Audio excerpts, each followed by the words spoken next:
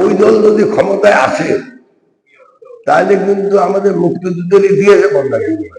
আমি চাই না যে অতীতে কে কি করছে না করছে, কে খারাপ করছে, হ্যাঁ অতীত থেকে আমরা শিক্ষা নিতে পারি ভবিষ্যতের জন্য।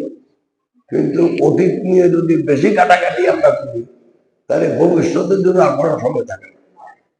তো সেজন্য আমি চাই যে ভবিষ্যতে আমাদের এই দাউদমিয়া উন্নয়নে আমরা সবাই দল মত ধর্ম বর্ণ নির্বিশেষে সবাই একত্র যদি কাজ করি তাইলেই শুধু আমাদের সমাজের উন্নয়ন হবে।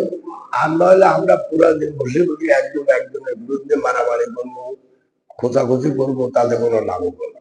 আর আমিও চিন্তা করলাম যে আমারও তো বয়স, আল্লাহ নির্ধারিত সময় আমি চলে যাব আল্লাহর কাছে। তো আমি ঠিক আছে একটা ইলেকশন করি। তো আজকে আপনাদের কাছে ইলেকশন মানে এই নির্বাচনে এসে আমি তো দানের শীষ প্রতীকে ইলেকশন করতেছি। তো আপনারা দলমত নির্বিশেষে যদি দানের শীষে একটা ভোট দেন তাহলে আমারও একটা সুযোগ আসবে বাকি জীবনটা এখানে কাটায়। আমার ঢাকাতে খুব একটা বেশি কাজ নেই। ধরেন আমাদের একটা বিদেশি চিন্তাধারায় যদি আল্লাহ সুযোগ দেয়, আমাদের এখন দেশের বর্তমানে যে অবস্থা, এটা কারো বিরুদ্ধে না বলেই আমি বলতেছি কথাটা। এই অবস্থা থেকে যদি আমরা উত্তরণ করতে চাই, করে যদি আমাদের তরুণ সমাজের জন্য একটা ভবিষ্যৎ করতে চাই, তাহলে কিন্তু এই মুহূর্তে বিএনপি ছাড়া অন্য কোনো উপায় নেই।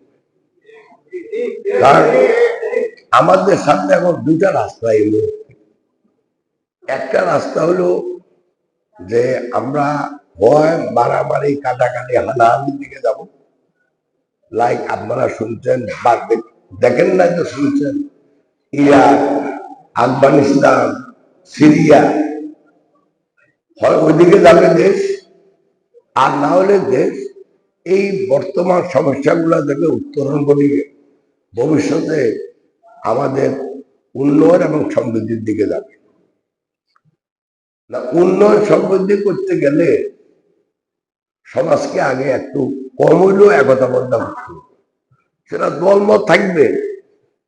আমি আমাদের দলের চেয়ারম্যান তারেক রহমান সাহেবের কাছে কৃতজ্ঞতা জানাই যে উনি কিন্তু কোনো পার্টিকুলার দলকে কটাক্ষ করে এখন পর্যন্ত তেমন কথা বলে নাই। গত কয়েকদিনের ভিতরেই আমাদের একটা প্রতিদ্বন্দ্বী দল নিয়ে কিছু কথা বলছে, কিন্তু অন্য কোনো বড় দল নিয়ে উনি কিন্তু কোনো কথা এ পর্যন্ত বলা নাই। এই জন্য আমি ওনার কাছে কৃতজ্ঞতা জানাই। বিকজ ধরেন সোজা নামে বলি আওয়ামী লীগের কথা, সদাম বদাম বাদ দিলাম, ভালো মানুষ আছে না? তো বাংলাদেশের একবারে কম হইলেও তো ধরেন 20% লোক আওয়ামী লীগে আছে। তো 20-25% লোকের যদি আমরা বাদ দিয়া সমাজ তো কোনোদিন উন্নয়ন করবে না। তো আমাদের দলের নেতা ওই লক্ষ্য অর্জনের লক্ষ্যেই এখন পর্যন্ত আওয়ামী লীগ নাম ধরে কোনো কিছু খারাপ বলবেন আমি শুনে নাই, আপনি শুনতে পারেন। এখানে আওয়ামী লীগ বিএনপির ইস্যু তো আমি এমনি উঠাতে চাই না আমাদের দাবুমি আমার সোনাগাজীতে। আমি এটুকু মনে করি আবার 2-3 দিন আগে আপনারা ঢাকা 17 আসনের একটা ক্যান্ডিডেটের একটা ভিডিও দেখছেন কিনা জানি না, ওই যে আর্মির সাথে। চিন্তা করে দেখেন ক্ষমতায় আসার আগে যদি এরকম বলে, ওই দল যদি ক্ষমতায় আসে তাহলে কিন্তু আমাদের মুক্তিযুদ্ধের ইতিহাসে বদলা দিবে।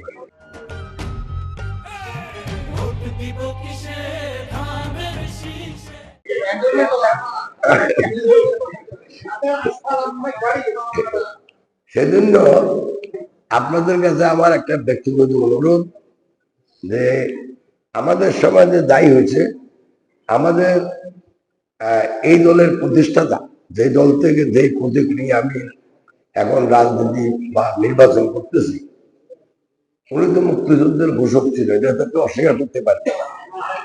এটা ঐতিহাসিক ভাবে ওই রেকর্ড আছে। এখন আবার এটাও বদলাই দিতে যায় দেখেন, অন্য আলোচনায় খাড়া করাই যায়। 2 নম্বর হলো যে এনারা যদি সরকারে একবার যায়, সমাজকে এমন বিভক্ত করবে যে শুধু আওয়ামী লীগ বিএনপি মারামারি করবে, হুজুররা মারামারি করবে, মানে দেশে একদম আফগানিস্তানের মতো হয়ে যাবে। তো আপনারা যারা মুক্তিযুদ্ধ করছে বা আমরা যারা মুক্তিযুদ্ধের পক্ষে কাজ করছি, তাহলে আমাদের যে উদ্দেশ্য ছিল, আমাদের যে পরিকল্পনা ছিল বাংলাদেশ নিয়ে, সেটা কিন্তু অন্যদিকে চলে যাবে।